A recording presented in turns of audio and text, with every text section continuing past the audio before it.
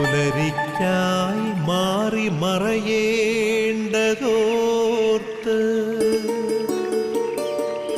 ചന്ദ്രനക്ഷത്രാദികൾ വിതുമ്പുമ്പോൾ മാറ്റമില്ലാതെങ്ങും വിരാജിക്കും ദൈവമേ, അങ്ങയെ വാഴ്ത്തുന്നു ഞങ്ങൾ. ഉദിച്ചെങ്ങും പ്രഭതൂകും പാരിലെ സൂര്യരശ്മിയേക്കാൾ പ്രശോഭിച്ചെന്നും പ്രസാദമേകുന്ന ദൈവമേ, അങ്ങേ മഹിമാവെത്ര മനോജ്ഞം. ഈശോയിൽ സ്നേഹമുള്ളവരെ, നിങ്ങളെല്ലാവരെയും സന്തോഷത്തോടും വളരെ സ്നേഹത്തോടും കൂടെ പ്രഭാത വിരുന്നിലേക്ക് സ്വാഗതം ചെയ്യാണ്. എല്ലാവർക്കും നല്ല ഒരു ദിവസം ആശംസിക്കുകയാണ്. ഈശോയുടെ വലിയ കൃപയാൽ നല്ല ഒരു തുടക്കം ഇന്നത്തെ ദിവസം നിങ്ങൾക്കെല്ലാവർക്കും ഉണ്ടാകട്ടെ. അതോടൊപ്പം തന്നെ നമുക്ക് പ്രത്യേകമായിട്ട് ഇന്നത്തെ പ്രഭാത വിരുന്നിൻ്റെ മധ്യസ്ഥയായ പരിശുദ്ധ അമ്മയുടെ ശക്തമായ സഹായവും മാധ്യസ്ഥവും നമുക്ക് അപേക്ഷിക്കാം. അമ്മ വചനത്തെ അറിഞ്ഞ് ഉദരത്തിൽ സ്വീകരിച്ചതുപോലെ കർത്താവിൻ്റെ വചനത്തെ നമ്മുടെ ഹൃദയത്തിൽ സ്വീകരിക്കാൻ നമുക്കൊരുങ്ങാം. പരിശുദ്ധ അമ്മയുടെ മാധ്യസ്ഥം വഹിച്ചുകൊണ്ട് നമുക്കെല്ലാവർക്കും ഒന്ന് ചേർന്ന് ഏറ്റുചൊല്ലാം. നന്മ നിറഞ്ഞ മറിയമേ സ്വസ്തി, കർത്താവ് അങ്ങയോടുകൂടെ സ്ത്രീകളിൽ അങ്ങ് അനുഗ്രഹിക്കപ്പെട്ടവളാവുന്നു. അങ്ങയുടെ ഉദരത്തിൻ ഫലമായി ഈശോ അനുഗ്രഹിക്കപ്പെട്ടവനാവുന്നു. പരിശുദ്ധ മറിയമേ തമ്പുരാൻ്റെ അമ്മേ, പാപികളായ ഞങ്ങൾക്ക് വേണ്ടി എപ്പോഴും ഞങ്ങളുടെ മരണസമയത്തും തമ്പുരാനോട് അപേക്ഷിച്ചു കൊള്ളണമേ. ആമേൻ. സ്നേഹമുള്ളവരെ, നമ്മൾ വചനം കേൾക്കുന്നതിന് മുൻപായിട്ട് പ്രത്യേകിച്ച് പരിശുദ്ധാത്മാവിൻ്റെ ഒരു നിറയലിന് വേണ്ടി നമുക്കൊന്ന് പ്രാർത്ഥിക്കാം. വചനം കൂടുതൽ ആഴത്തിൽ അറിയാൻ വേണ്ടി പരിശുദ്ധാത്മാവ് നമ്മളെ സഹായിക്കട്ടെ. അതോടൊപ്പം തന്നെ നമുക്ക് പ്രത്യേകിച്ച് ഒരു നിയോഗം വെക്കാം. ഇന്നത്തെ ഈ വചനം കേൾക്കുമ്പോഴേക്കും നമ്മുടെയൊക്കെ ചുറ്റുപാടിൽ ഒരുപക്ഷെ നമ്മൾ തന്നെ ആയിരിക്കാം.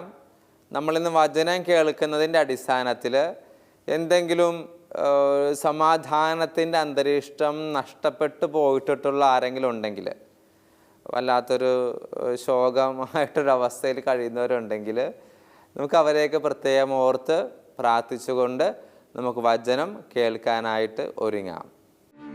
തൂമഞ്ഞിൽ വിടരും പുഷ്പസുഗന്ധമെത്രയോ ഹൃദ്യം, പരിമളത്തിനുറവയാം നറുസൗരഭ്യമാകട്ടെ ഞങ്ങളുമീ മണ്ണിൽ.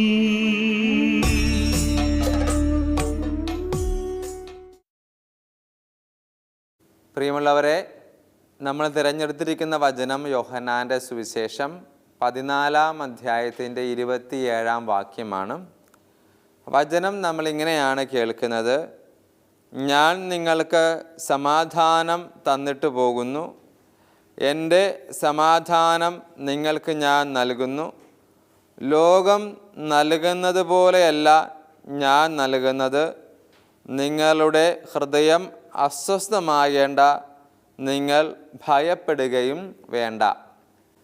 ഈശോയിൽ പ്രിയമുള്ളവരെ, ഈ ഒരു വചനഭാഗം തിരഞ്ഞെടുക്കുവാനായിട്ടുള്ളൊരു കാരണമുണ്ടായത് കഴിഞ്ഞിടക്ക് വായിക്കാനിടയായ ഒരു 7 പ്രോമിസസ് ഓഫ് ഗോഡ്, ദൈവത്തിൻ്റെ 7 വാഗ്ദാനങ്ങൾ എന്നുള്ള ആ ഒരു ഭാഗത്ത് അങ്ങനെ 7ാമത്തെ വാഗ്ദാനമായിട്ട് ദൈവം തമ്പുരാൻ നമുക്ക് നൽകുന്നു എന്ന് പറയുന്നൊരു കാര്യം, I will give you piece, ഞാൻ നിങ്ങൾക്ക് സമാധാനം നൽകാം.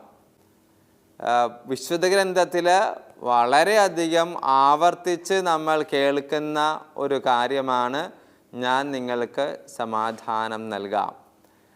അപ്പോൾ നമ്മൾ ഇന്ന് ചിന്തിക്കുന്നതും ധ്യാനിക്കുന്നതും ഈ ഒരു കാര്യത്തെക്കുറിച്ചാണ്.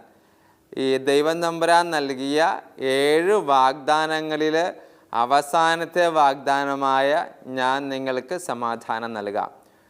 എൻ്റെ പ്രിയമുള്ളവരെ, ഇത് നമ്മൾ വളരെ കാര്യഗൗരവത്തോടു കൂടി ചിന്തിക്കേണ്ട ഒരു സംഗതിയാണ്. കാരണം നമ്മളെല്ലാവരും ആഗ്രഹിക്കുന്നതും പക്ഷേ പലപ്പോഴും നമുക്ക് അനുഭവിക്കാൻ പറ്റാത്തതുമായിട്ടുള്ളൊരു കാര്യമാണ് ഈ പറയുന്ന സമാധാനം, അല്ലേ? നമ്മൾ പലപ്പോഴും സമാധാനത്തിൽ പോകണം, ജീവിക്കണം എന്നൊക്കെ കരുതും.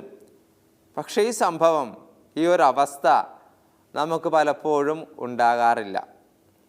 അതുകൊണ്ട് തന്നെയാണ് ഈശോതമ്പുരാൻ പറയുന്നത്, പലതവണ വെള്ളത്തിനു മീതെയൊക്കെ നടന്നു വന്നിട്ടും ഈശോ മരണമടഞ്ഞതിന് ശേഷം പ്രത്യക്ഷപ്പെടുമ്പോഴൊക്കെ ഈശോ ആദ്യം പറഞ്ഞത് എന്താണ്?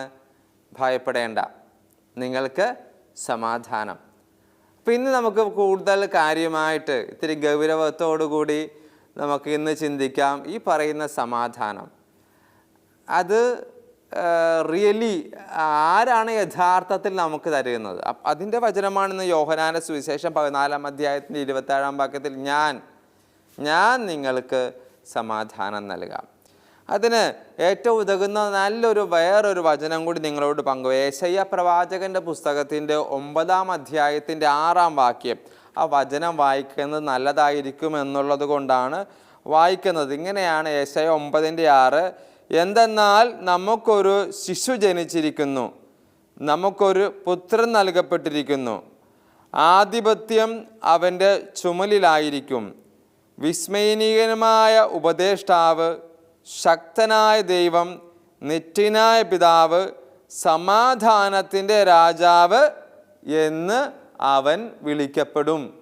ഇത് യെശയ്യാ പ്രവാചകൻ്റെ പുസ്തകത്തിൽ ഈശോയെക്കുറിച്ചുള്ള ഒരു പ്രവചനമാണ്.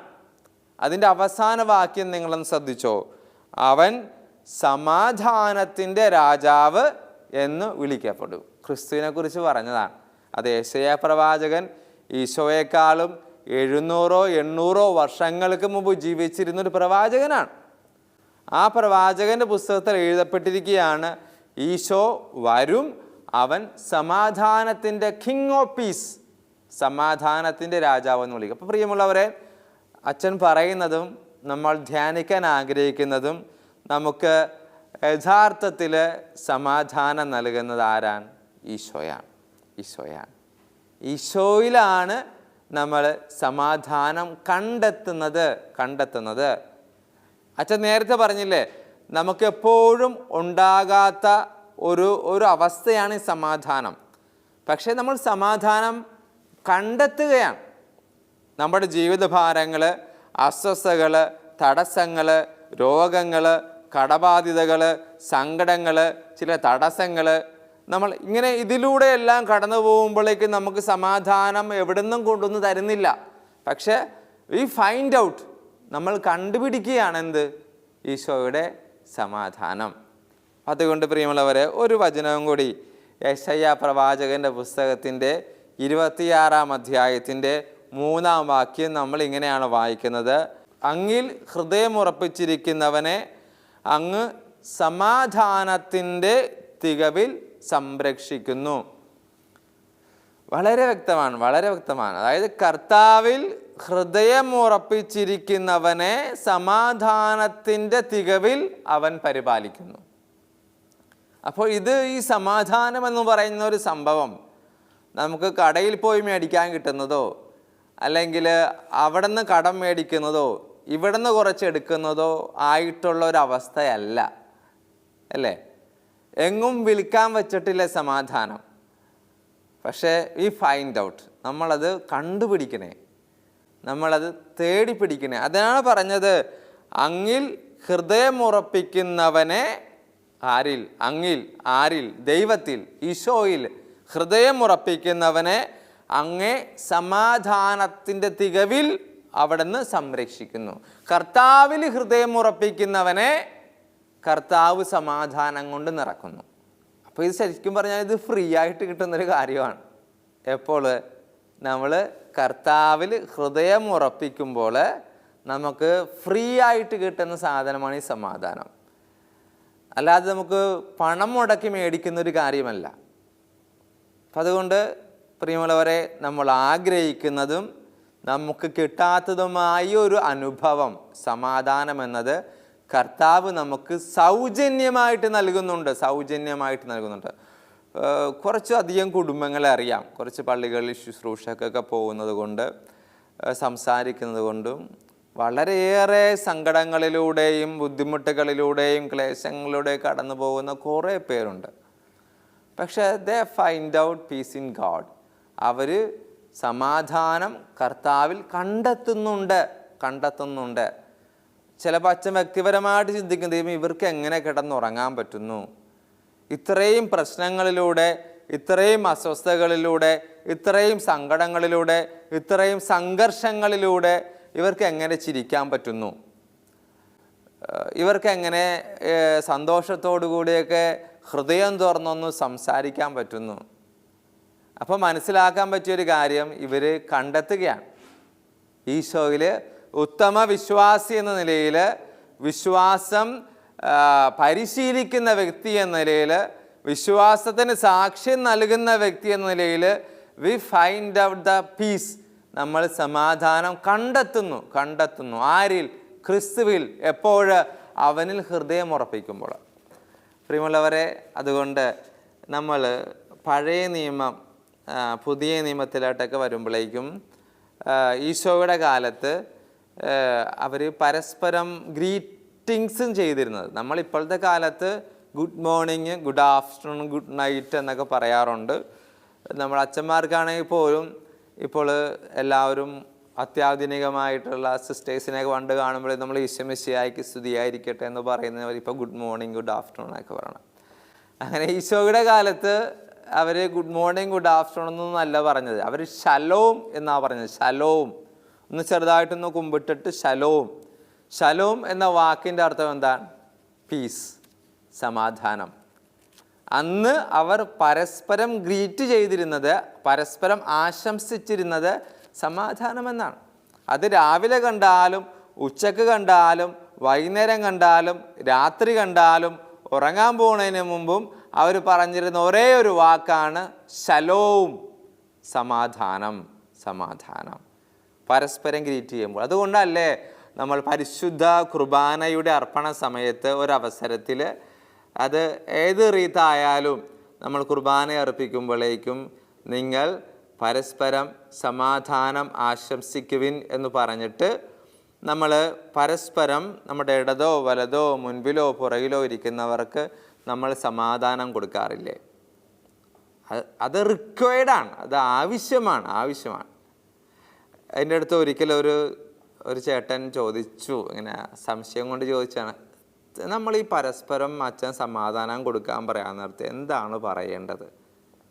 ചിലർ എന്തെങ്കിലുമൊക്കെ പറയണത് കേൾക്കാം. ഇപ്പം നമ്മൾ തിരിഞ്ഞിട്ട് സമാധാനം എന്ന് പറയുമ്പോൾ എന്താണ് യഥാർത്ഥത്തിൽ പറയേണ്ടത്? സത്യം പറഞ്ഞാൽ നമ്മൾ പറയേണ്ടത് ലാറ്റിൻ റൈറ്റിലൊക്കെ പറയുന്ന ഒരു കാര്യം ഇതാണ്, ക്രിസ്തുവിൻ്റെ സമാധാനം എന്നാണ് പറയുന്നത്.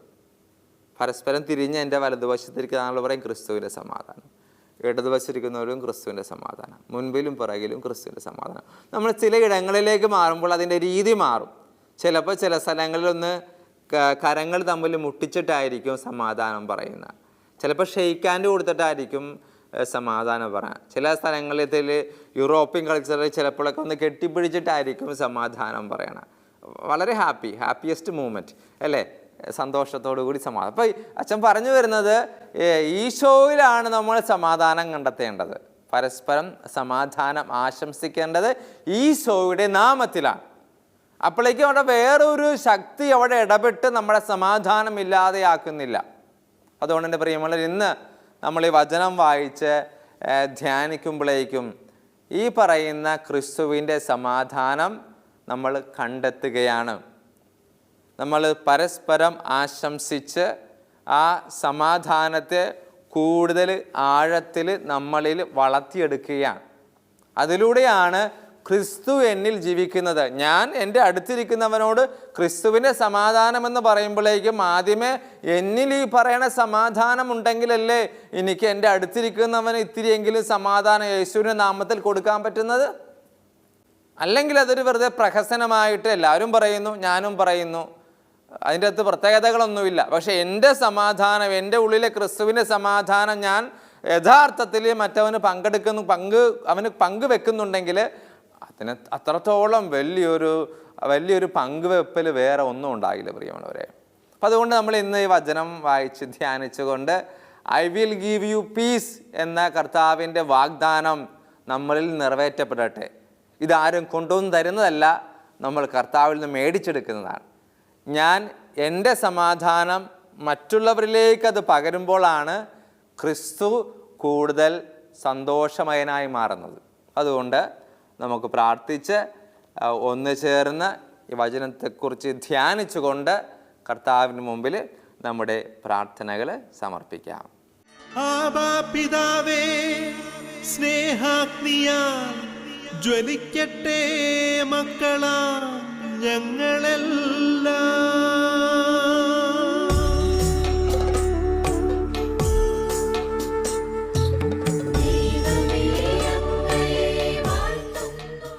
സ്നേഹമുള്ളവരെ, നമുക്കൊന്ന് ചേർന്ന് കർത്താവിൻ്റെ കൃപയ്ക്കും അനുഗ്രഹത്തിനും വേണ്ടി പ്രാർത്ഥിക്കാം.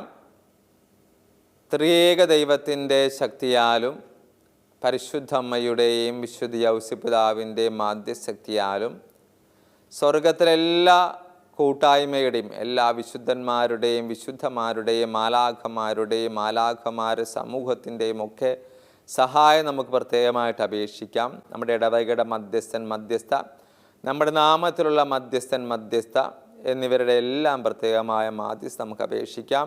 നമ്മളിന്ന് പങ്കുവെച്ച വചനത്തിൻ്റെ അടിസ്ഥാനത്തിൽ ക്രിസ്തുവിൻ്റെ സമാധാനം നമ്മളിൽ ജീവിക്കാനും അത് നേടിയെടുക്കാനും എന്നിലുള്ള സമാധാനത മറ്റുള്ളവരിലേക്ക് നൽകാനുമുള്ള വലിയ കൃപ ഈശോയെ ഞങ്ങൾക്ക് എല്ലാവർക്കും അങ്ങ് ഇന്നത്തെ ഈ വചനത്തിൻ്റെ ശക്തിയാൽ നൽകണമേ എന്ന് ഞങ്ങൾ ഓർക്കുന്നു, പ്രാർത്ഥിക്കുന്നു. വളരെ പ്രത്യേകമായിട്ട് നമ്മളോട് പ്രാർത്ഥനാ സഹായം അപേക്ഷിച്ചിട്ടുള്ള എല്ലാവരെയും നമുക്ക് ഓർക്കുകയും അവർക്ക് വേണ്ടി പ്രാർത്ഥിക്കുകയും ചെയ്യാം.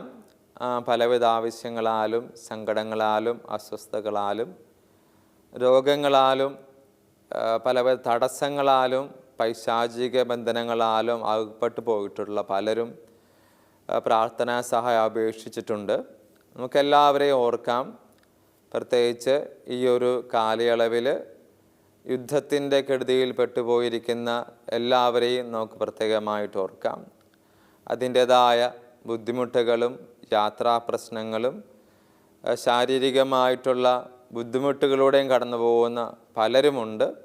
നമുക്ക് അവരെല്ലാവരെയും പ്രത്യേകമായിട്ട് ഓർത്ത് ഈ ഒരു പ്രഭാത വിരുന്നിൽ പ്രാർത്ഥനാ കൂട്ടായ്മയിൽ കർത്താവിൻ്റെ കൃപ അവരെ മേലുണ്ടാകണമേ എന്ന് നമുക്ക് ശക്തമായിട്ടൊന്ന് കർത്താവിൻ്റെ കൃപ ഇവരെല്ലാവരും മേൽ ശക്തമായിട്ടുണ്ടാകണം പ്രാർത്ഥിക്കാം. Praise the Lord. Hallelujah, hallelujah, hallelujah, hallelujah. ഈശോയെ ഞങ്ങളുടെ വലിയ കൃപ ഇവരെ മേൽ ചൊരിഞ്ഞ് ഇവരെ ശക്തിപ്പെടുത്തി ബലപ്പെടുത്തി കർത്താവിൻ്റെ കൃപയിൽ സമൃദ്ധമായിട്ട് വളരാനും ജീവിക്കാനുള്ള വലിയൊരു കൃപ ഇവർക്കെല്ലാവർക്കും ശക്തമായിട്ട് നൽകണമേ എന്ന് നമുക്ക് പ്രാർത്ഥിക്കാം. കർത്താവായ ക്രിസ്തു വഴി ഞങ്ങൾ സമർപ്പിക്കുന്ന പ്രാർത്ഥന കേട്ടുരുളയണമേ. ആമേൻ.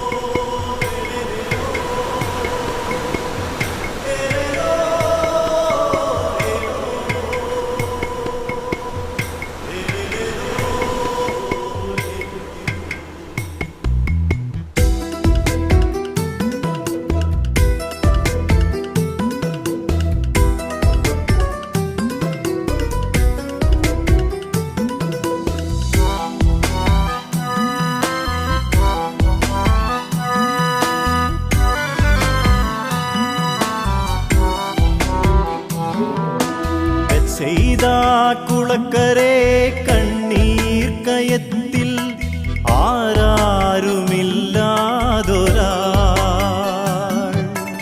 അല്ലലിൽ കഴിയുമ്പോൾ ഒരു നാൾ അവനരികിൽ യേശുവെത്തി. മെല്ലെ അവനോടായി നാഥനോദി, മകനേ നിന്നാശയമെന്തെന്നു ചൊല്ലു, ശങ്കയേഴാതെ നിൻ സങ്കടം ചൊല്ലു. മകനേ നിന്നാശയമെന്തെന്നു ചൊല്ലു, ശങ്കയേഴാതെ നിൻ സങ്കടം ചൊല്ലു. ബെത്സയിദാ കുളക്കരെ കണ്ണീർ കയത്തിൽ ആരാരുമില്ലാതൊരാൾ അല്ലലിൽ കഴിയുമ്പോൾ ഒരു നാൾ അവനരികിൽ യേശുവെത്തി. ഒരു നാൾ അവനരികിൽ യേശുവെത്തി.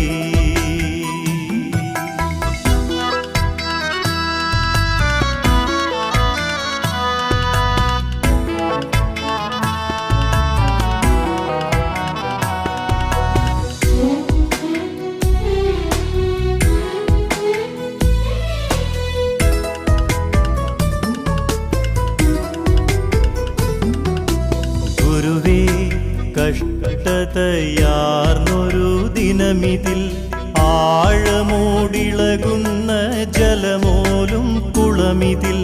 ഗുരുവേ, കഷ്ടതയാർന്നൊരു ദിനമിതിൽ ആഴമോടിളകുന്ന ജലമോലും കുളമിതിൽ. കൈപിടിച്ചെന്നെ നടത്തുവാനാരുള്ളു, സദയം നാഥാ നീ കനിവാകണേ. സദയം നാഥാ നീ കനിവാകണേ. ബെത്സയിദാ കുളക്കരെ കണ്ണീർ കയത്തിൽ ആരാരുമില്ലാതൊരാൾ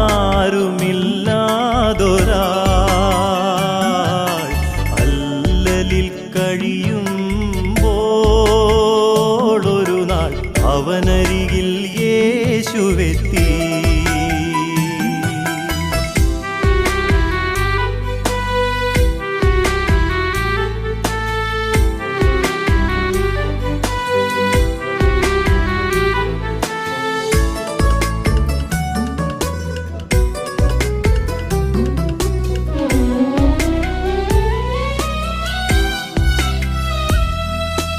മകനേ നീ ബലപ്പെടൂ, ഞാനുണ്ടു കൂടെ. നിൻ കിടക്കയുമേന്തി നീ ഭവനത്തിൽ ചെല്ലു. മകനേ നീ ബലപ്പെടൂ, ഞാനുണ്ടു കൂടെ. നിൻ കിടക്കയുമേന്തി നീ ഭവനത്തിൽ ചെല്ലു. എൻ സാക്ഷിയായി നീ എന്നെന്നും നിലകൊള്ളു. എന്നാത്മശിഷ്യനായി നീ മാറിടൂ. എന്നാത്മശിഷ്യനായി നീ മാറിടൂ. ബെത്സയിദാ കുളക്കരെ കണ്ണീർ കയത്തിൽ ആരാരുമില്ലാതൊരാൾ അല്ലലിൽ കഴിയുമ്പോൾ ഒരു നാൾ അവനരികിൽ യേശുവെത്തി. ഒരു നാൾ അവനരികിൽ യേശുവെത്തി.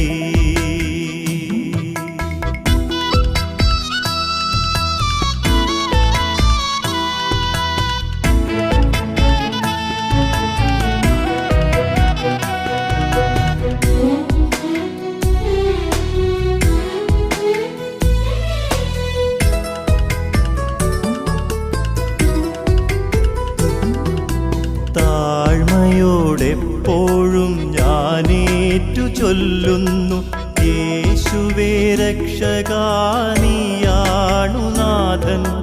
താഴ്മയോടെപ്പോഴും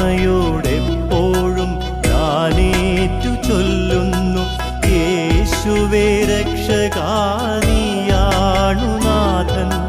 നിന്നിലെന്നാശ്രയം നീ മാത്രം മാത്രമാലംബം. ദൈവമേ നിൻ സ്തുതി ഞാനേറ്റുപാടാം. ദൈവമേ നിൻ സ്തുതി ഞാനേറ്റുപാടാം. ബെത്സയിദാ കുളക്കരെ കണ്ണീർ കയത്തിൽ ആരാരുമില്ലാതൊരാൾ അല്ലലിൽ കഴിയുമ്പോൾ ഒരു നാൾ അവനരികിൽ യേശുവെത്തി. ഒരു നാൾ അവനരികിൽ യേശുവെത്തി. ഒരു നാൾ അവനരികിൽ യേശുവെത്തി.